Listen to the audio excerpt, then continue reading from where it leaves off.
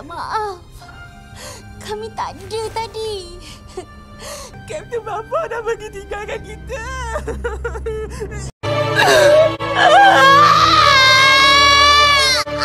Meanwhile, Sedihnya. Siapa yang meninggal ni? Ke bumi bila? Lepas Zohor ke? Kapten Bapa!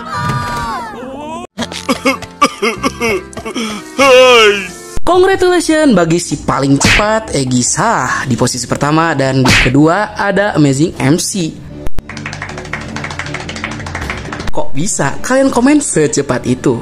Dan di top komen kita ada It's Harits. Komentarnya benar-benar ngewakilin para fans Boboiboy hari ini. wow. Akhirnya Boboiboy Galaxy Baraju rilis juga. Dan penantian selama berbulan-bulan dari bulan Januari sampai bulan Oktober yang panjang ini akhirnya berbuah manis. Boboiboy Galaxy Baraju dibuka dengan episode pertama yang penuh akan drama.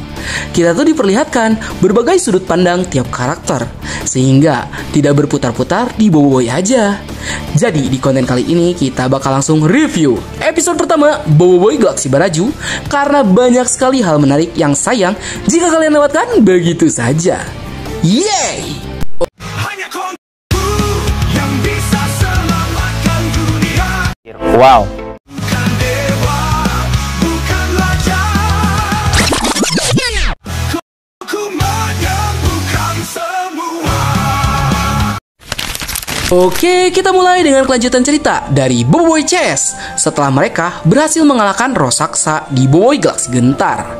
Dan akhirnya nasib dari Kodebot di-spill di episode pertama, yang dimana kita bisa melihat jika Kodebot kembali menjadi normal dan penampilannya sangatlah komik akurat. Di sini juga kita diperlihatkan Jobot yang ternyata sudah diperbaiki.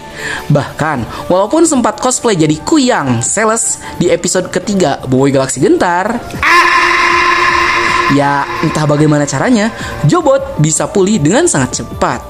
Soalnya Jobot kan bukan probe gitu yang punya kemampuan manipulasi bentuk. Atau mungkin Jobot hanya berpindah tubuh, mengingat di kilang Nubot kan banyak robot yang satu tipe dengan si Jobot ini. Jadi Kodebot hanya perlu memindahkan program Jobot yang tersisa di kepalanya ke dalam tubuh robot baru yang punya fisik yang sama persis. Dan itu juga dilakukan pada seluruh rakyat di planet Masina yang menjadi korban atas keganasan dari Kodebot. Cukup cerdas. Selain itu, kemungkinan nasib Jobot bisa menjawab rasa penasaran kalian tentang warga planet Masina. Dan ternyata Ochobot lah yang telah menginstalkan antivirus pada Kodebot, sehingga sekarang dia bisa kembali menjadi normal. Terima kasih, Boboiboy. Maaflah sebab bahayakan nyawa korang semua.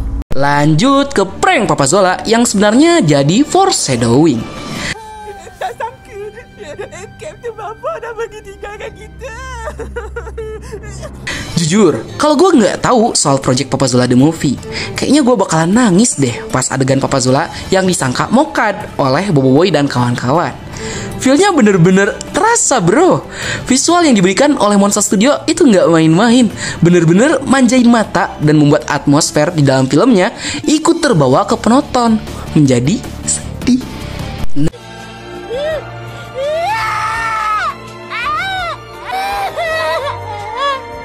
Namun di luar itu, sebenarnya ketika Papa Zola sedang melakukan adegan mokad, ini tuh bisa jadi foreshadowing bagi karakter Papa Zola itu sendiri yang akan segera dihilangkan dalam animasi Boboiboy Galaxy. Yang hal ini tuh merujuk pada animasi Papa Zola yang akan segera dimulai, mengingat perilisan Papa Zola The Movie yang akan semakin dekat di bulan Desember nanti. Dan kayaknya Papa Zola emang gak akan memberikan impact yang besar untuk cerita di Boboiboy Galaxy Baraju, selain jadi karakter pelengkap aja seperti biasanya, sebelum pada akhirnya nanti dia bakal mengucapkan perpisahan. Tapi jujur sih, ngelihat kehangatan antara Boboiboy, Gopal, Kuali, Ochobot bersama Papa Zola bikin gue ikut sedih sih, karena Papa Zola tuh ya tidak akan muncul lagi dalam animasi Boboiboy Galaxy, selain karena dia tuh udah lama banget menemani Boboiboy berpetualang, menjadi mentor Boboiboy. Ya walaupun kalian tahu sendirilah ajaran-ajaran kebenaran yang aneh itu dari Papa Zola, bahkan kadang nyeleneh banget gitu. Tapi Papa Zola tuh nggak gagal untuk mendidik Bobo Boy jadi seorang superhero yang berhati baik. Respect deh pokoknya sama Papa Zola. Simulasi. Ayo anak muda. Next kita pindah ke manuver udara MYS kebenaran yang menegangkan dan serangan misterius. Di sini, di batas kota ini.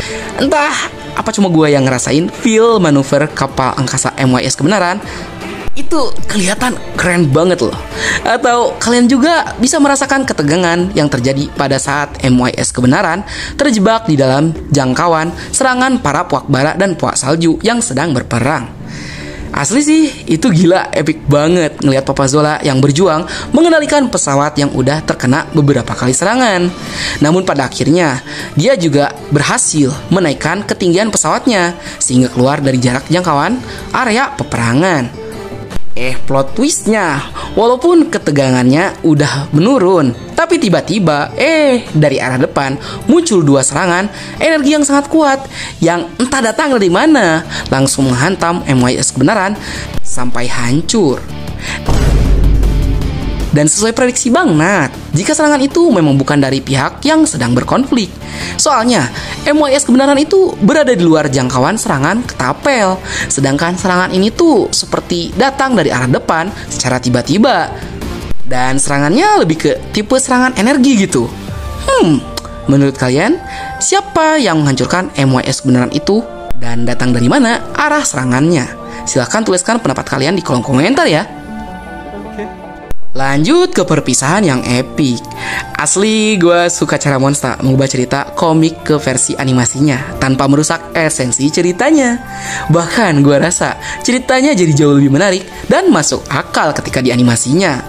Bagaimana cara Yaya, Feng, Ying, Rokta-Roka, dan Papa Zola bisa berpisah. Dan hebatnya Monsta, mereka tuh gak perlu capek-capek masukin Papa Zola dan Ochobot ke dalam cerita di konflik Baraju. Tinggal bikin mereka AFK di tempat MYS kebenaran sambil benerin alat komunikasi. Udah kelar, penonton juga gak akan penasaran buat nyariin mereka kemana. Dan yang paling epic tuh, pas bagian Boboiboy Blaze dan Ice saling menitipkan diri satu sama lain. Hati-hati semua. Jumpa lagi. A few moments later.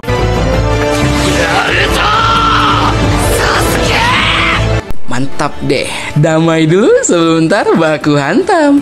Padahal aslinya mereka satu orang yang sama loh, tapi kayak berasa banget gitu feel mereka. Kayak bener-bener dua orang yang berbeda ketika Blaze dan Ice berbicara. Jom Gopal, ikut aku ke situ. Baik.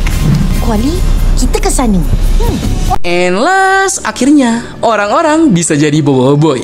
Iya, beneran jadi Boboiboy. Episode pertama Boboiboy Galaxy Baraju bener-bener dibuka dengan sangatlah epic. Siapa sih yang kepikiran Monsta bakal buat scene POV kayak gini? Macam mana kita nak masuk ni?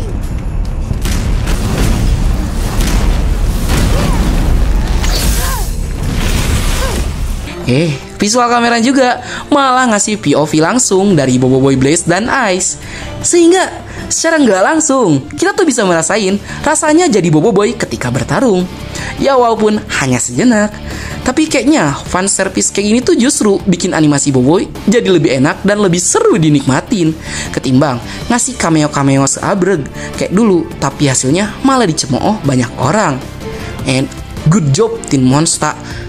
Walaupun pembuatan animasi Boboiboy Galaxy Baraju ini terbilang lebih lama daripada arc-arc yang lain, tapi jujur, Nat sejauh ini masih puas dengan episode 1. Yang justru episode ke-1 tuh melampaui ekspektasi Bang Nat. Bahkan mungkin penonton yang lain juga nggak nyangka. Baiklah, sekian dulu untuk konten kita kali ini. Bagi kalian yang suka konten seperti ini, jangan lupa untuk like, share, and subscribe. Dan bunyikan tombol lonceng notifikasinya. Akhir kata dari Bang Nat. Sayonara, arigatou gozaimashita. Mata nih, bye. Semangatlah berkalibrasi frekuensi yang sama. Kita jadi tak segairah tamu mendayu suatu diramu. Yes. Jadikan